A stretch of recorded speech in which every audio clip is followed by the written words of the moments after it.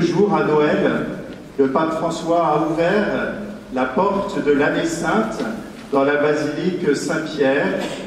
Et depuis le 29 décembre dernier, petit à petit, dans tous les diocèses du monde, nous vivons cette ouverture de l'année sainte. Et nous sommes nombreux aujourd'hui de toutes les paroisses du diocèse, les prêtres, les diacres, les consacrés. Et bien sûr, nous portons dans notre prière ceux qui n'ont pas pu être présents avec nous parce qu'il y a eu la maladie. Je pense notamment au père Jean-Pierre Thibault qui est en convalescence, ou également au père Thibault de la Serre qui est malade dans son lit, et sans doute à beaucoup d'autres que je ne connais pas. Nous les portons dans notre prière. Nous portons aussi dans notre prière tous les malades, tous ceux qui vivent dans les hôpitaux ou dans les maisons de retraite. Et d'ailleurs, Isabelle est, je crois, en train de filmer notre procession, notre célébration et notre messe, et elle sera rediffusée, notamment à la maison de retraite, ma maison, pour que tous ensemble, dans un corps où nous sommes tous unis, nous puissions entrer dans cette année sainte, pour que le Seigneur fasse grandir en nous l'espérance, pour que nous soyons des pèlerins d'espérance. Je vais être parmi vous tout au long de cette année un pèlerin d'espérance. Nous allons pèleriner sur ce chemin de l'espérance en demandant au Seigneur qu'il nous aide à être des témoins de son espérance dans notre monde aujourd'hui. Ensemble, nous allons maintenant bénir le Seigneur pour tous les dons qu'il nous fait.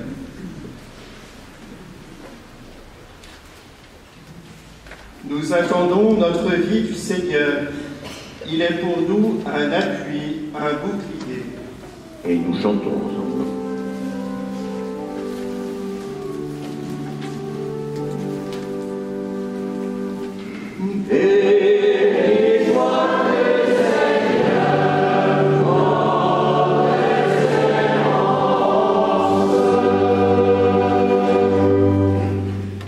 La joie de notre cœur vient de lui.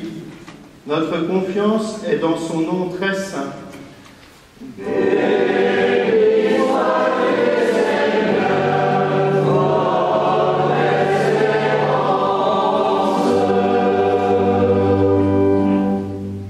Que ton amour, Seigneur, soit sur nous, comme notre espoir est en toi.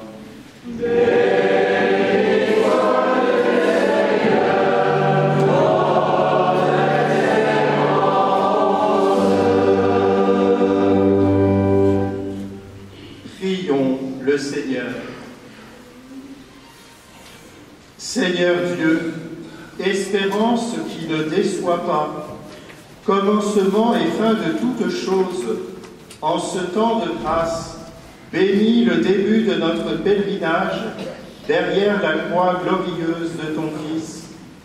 Pense les blessures des cœurs brisés, délie les chaînes qui nous maintiennent esclaves du péché et prisonniers de la haine, et accorde la joie de l'Esprit Saint à ton peuple, afin qu'il puisse marcher avec une espérance renouvelée vers le désir de son cœur, le Christ, ton Fils et notre Seigneur, lui qui vit et règne pour les siècles des siècles.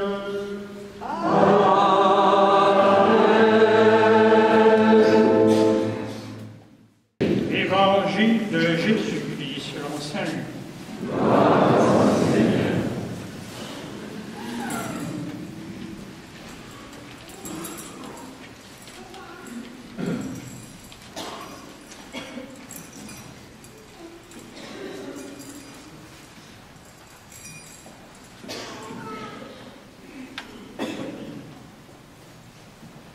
En ce temps-là, Jésus disait à ses disciples, « Que votre cœur ne soit pas bouleversé.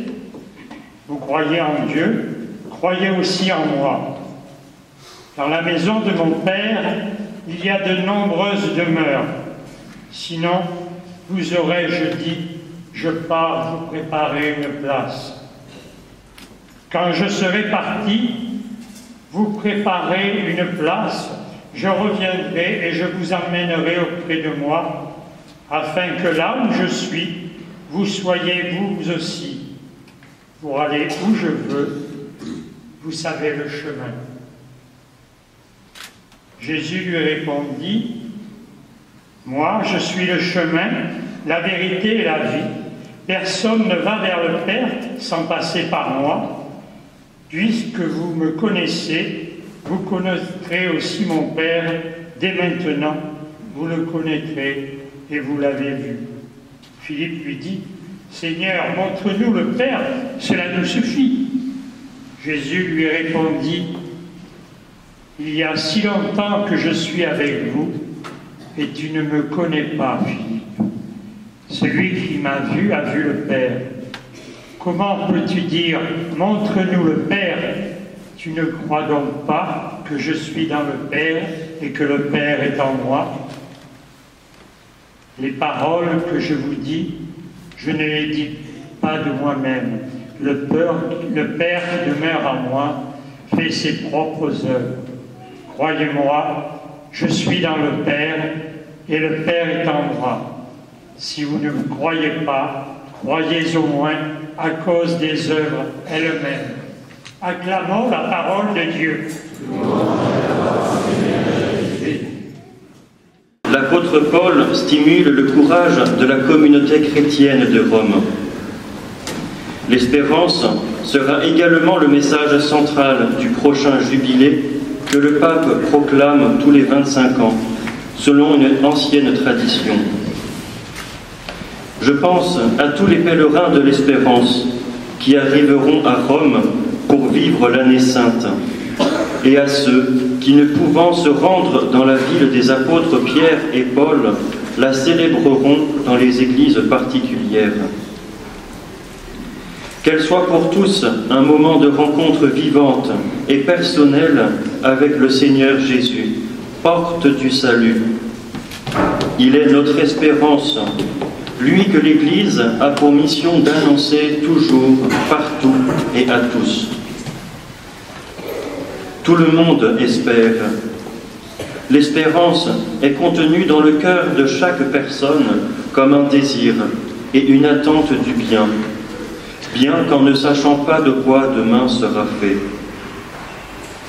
L'imprévisibilité de l'avenir suscite des sentiments parfois contradictoires, de la confiance à la peur, de la sérénité au découragement, de la certitude au doute. Nous rencontrons souvent des personnes découragées qui regardent l'avenir avec scepticisme et pessimisme, comme si rien ne pouvait leur apporter le bonheur. Puisse le jubilé être pour chacun l'occasion de ranimer l'espérance. L'espérance, en effet, naît de l'amour et se fonde sur l'amour qui jaillit du cœur de Jésus transpercé sur la croix. En effet, si nous avons été réconciliés avec Dieu par la mort de son Fils, alors que nous étions ses ennemis, à plus forte raison, maintenant que nous sommes réconciliés, serons-nous sauvés en ayant part à sa vie. Et sa vie se manifeste dans notre vie de foi, qui commence avec le baptême, se développe dans la docilité à la grâce de Dieu, animée en conséquence par l'espérance, toujours renouvelée, et rendue inébranlable par l'action de l'Esprit Saint. C'est en effet l'Esprit Saint qui, par sa présence permanente sur le chemin de l'Église, irradie la lumière de l'espérance sur les croyants.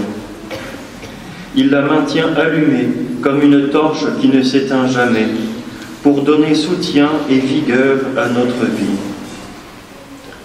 L'espérance chrétienne, en effet, ne trompe ni ne déçoit parce qu'elle est fondée sur la certitude que rien ni personne ne pourra jamais nous séparer de l'amour de Dieu.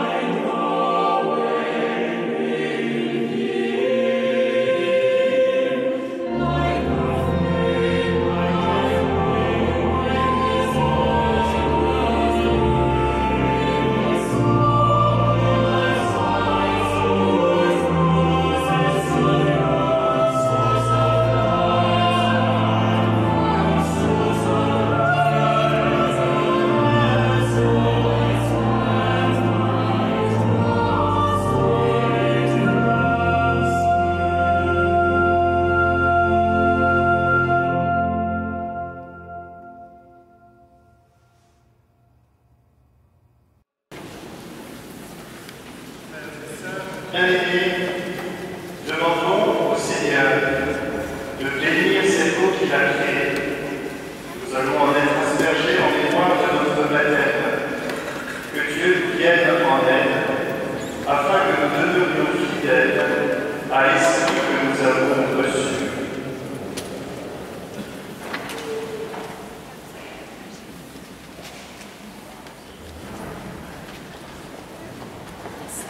Seigneur, Dieu Tout-Puissant, toi qui es la source et l'origine de toute vie du corps et de l'âme, nous te prions de bénir cette eau. Nous y recourons avec confiance pour implorer le pardon de nos fautes et obtenir la protection de ta grâce contre toute maladie et contre les embûches de l'adversaire. Dans ta miséricorde, Seigneur, ne cesse pas de faire jaillir pour nous les eaux vives du salut. Nous pourrons alors nous approcher de toi avec un cœur pur et nous soustraire au péril de l'âme et du corps. Par le Christ, notre Seigneur. Amen.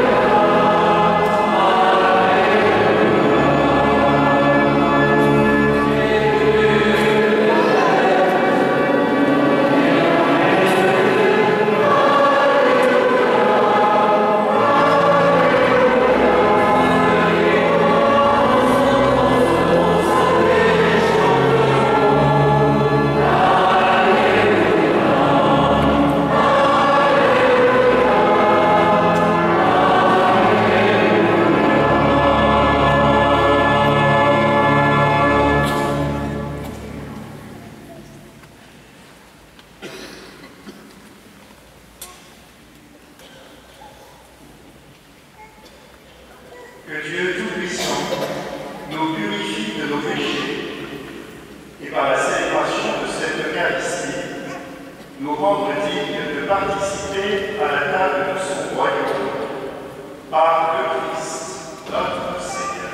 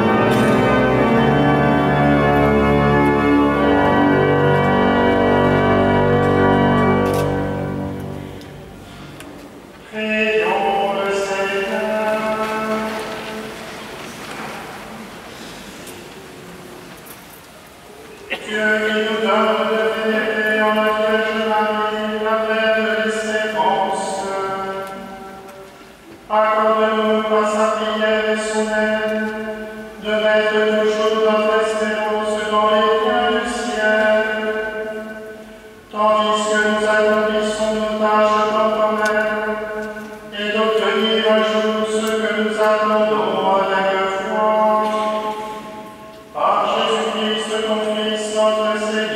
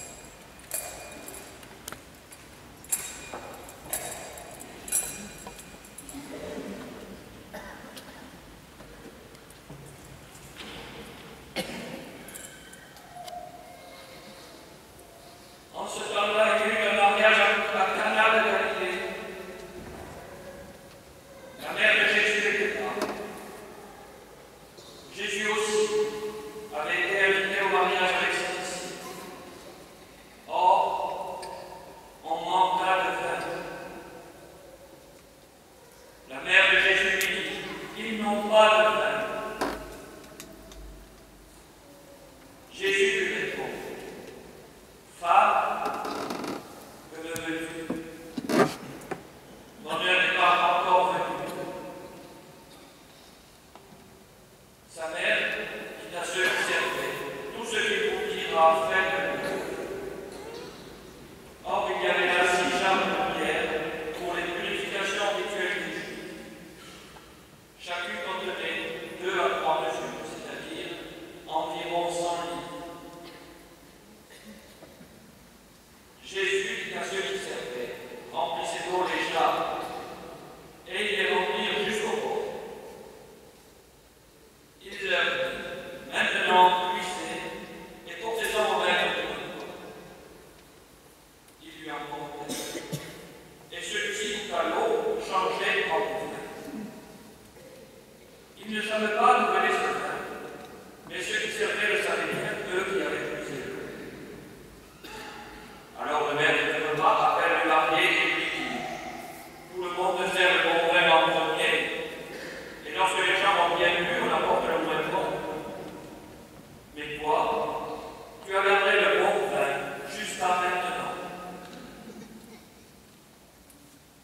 Quel fut le commencement des signes que Jésus accomplit? C'était à Cana de Galilée qu'il manifesta sa gloire et ses disciples crurent en lui. Acclamons la parole de Dieu.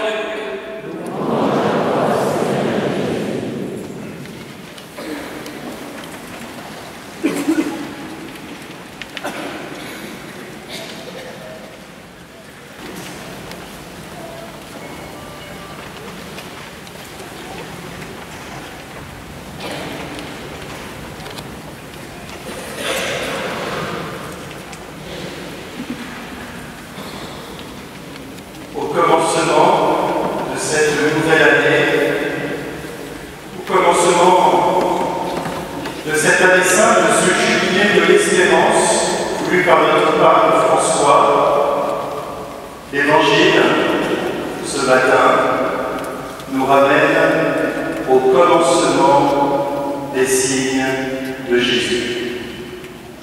Tel fut le commencement des signes de Jésus. C'était à Cana de Galilée. Il manifesta sa gloire et ses disciples crurent en lui.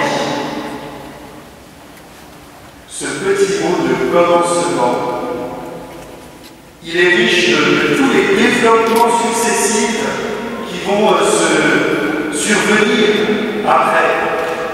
Vous voyez comme cette petite graine jetée en terre est riche de cet arbre multiséculaire qui sortira de cette petite graine, que cette petite graine porte en germe en elle.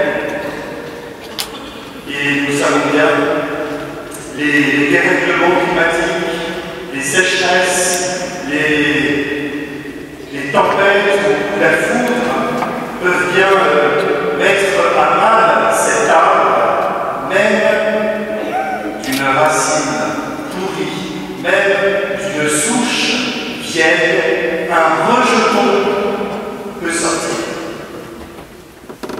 Ce petit mot de commencement, de recommencement, il est vraiment plein de cette espérance de Dieu, de ses rêves, de ses projets de Dieu pour chacun d'entre nous, de ce dessein de Dieu qui ne cesse de se réaliser jour après jour.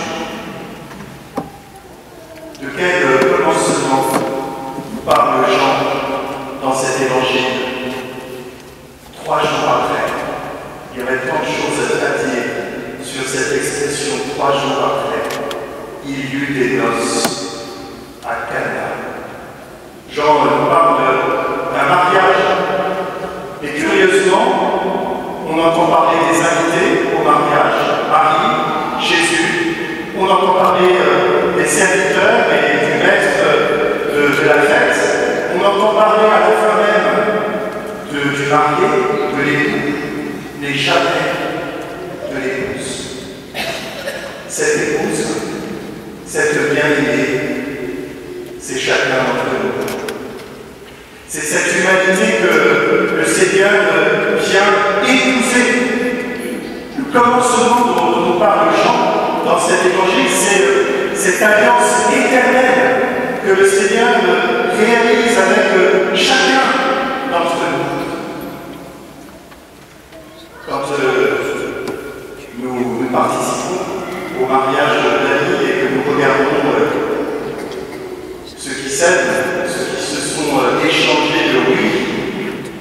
parfois on se pose la question, mais tiens, qu'est-ce qu'il trouve en elle? Qu'est-ce qu'elle trouve en lui?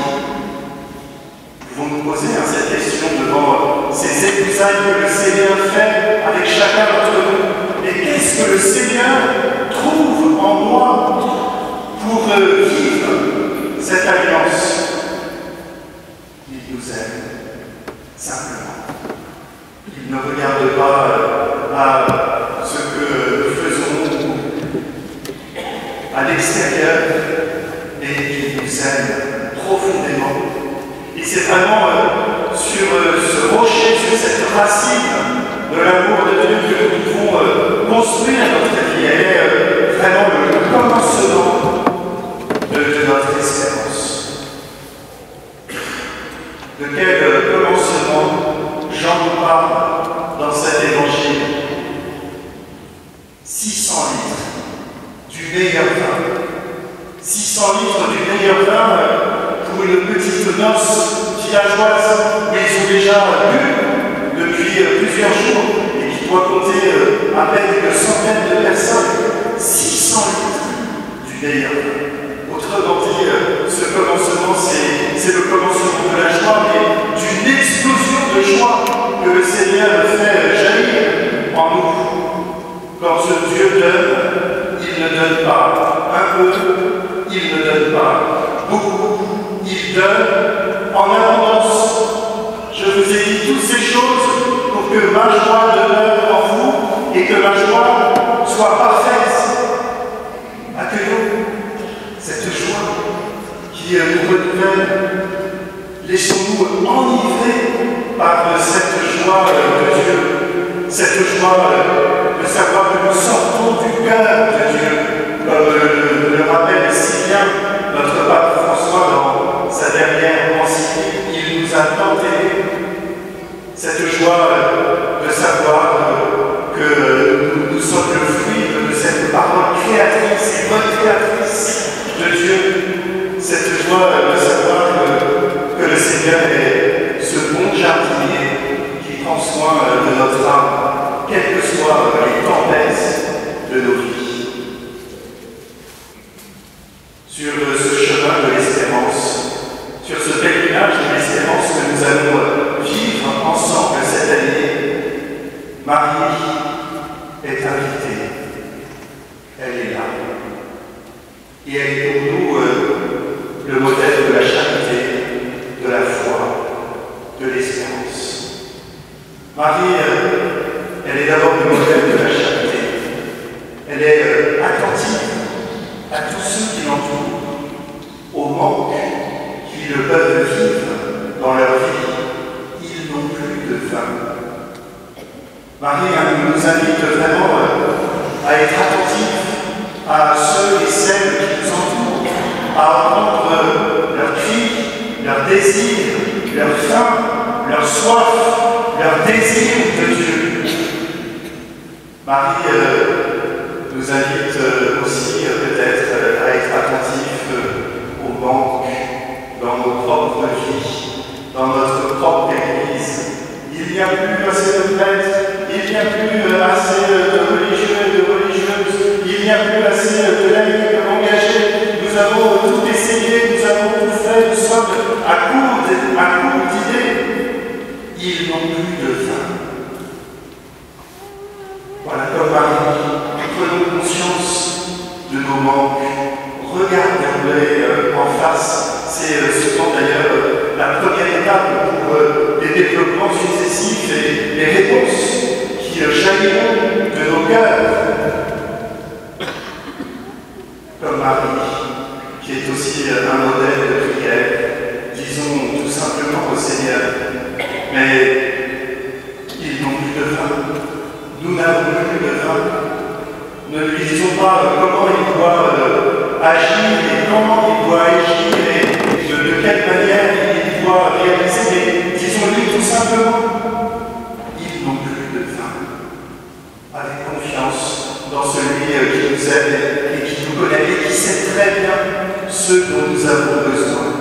Et c'est pour ça que je vous invite à continuer cette prière pour les vocations de dimanche. dimanche en dimanche, dans vos paroisses, ils n'ont plus de vin, avec confiance. Marie, c'est aussi le modèle de la foi. Elle ne se laisse pas désarçonner par la réponse étonnante de son fils, elle ne se laisse pas désarçonner par les contrariétés et par toutes les luttes et les combats de notre vie. Mais elle dit tout simplement aux serviteurs, faites tout ce qu'il vous dira. Marie nous invite à être à l'écoute de la parole de Dieu, à être à l'écoute des signes que Dieu donne aujourd'hui encore. Je sais que, et j'ai déjà rencontré de nombreux groupes de la parole de Dieu dans notre diocèse. C'est une richesse. Ce serait bien que ces groupes se multiplient dans nos paroisses, que dans les différentes réunions que nous avons avec les pères, avec les mères, avec les jeunes, avec les adultes, nous prenions le temps de nous mettre à l'écoute de la parole de Dieu. C'est de la parole de Dieu que sortira les réponses que nous attendons. C'est à partir de cette parole de Dieu que les saints ont réformé l'Église. Pensez à Sainte Mère Teresa qui, en rencontrant les pauvres dans les rues de Calcutta et en entendant le cri de Jésus, j'ai soif, s'est mis au service des plus petits, de ceux qui sont mis de côté. Pensez à Saint François d'Assise qui, devant l'Église détruite des quartiers, mais aussi l'Église qui n'était pas très vaillante à son époque, a entendu cette voix, va, répare l'Église. Quelle est cette parole de Dieu que le Seigneur nous adresse aujourd'hui pour avancer et être signe d'espérance? Marie, c'est aussi le modèle de l'espérance. Elle sait bien qu'il y a que ces 6 cuves d'eau plate. Elle sait bien que dans nos vies, parfois, il y a vraiment de l'eau sans goût, fade, et même peut-être croupissante. Mais elle sait aussi que le Seigneur, quand il agit, il n'agit pas en faisant intervenir quelque chose de l'extérieur et quelque chose de neuf. Il n'agit pas en détruisant ce que nous sommes, mais il agit à partir de ce que nous sommes et des pauvres moyens que nous avons. Avec 5 pains et 2 poissons, il nourrit une foule immense.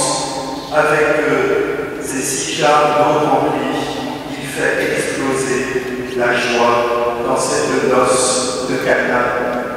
Avec ce que nous sommes, avec notre Église d'Agen en 2025, telle qu'elle est, le Seigneur veut réaliser des miracles aujourd'hui. Il veut faire jaillir cette joie, cette espérance pour le monde. Oui, espère le Seigneur, sois fort et prends courage. Espère le Seigneur.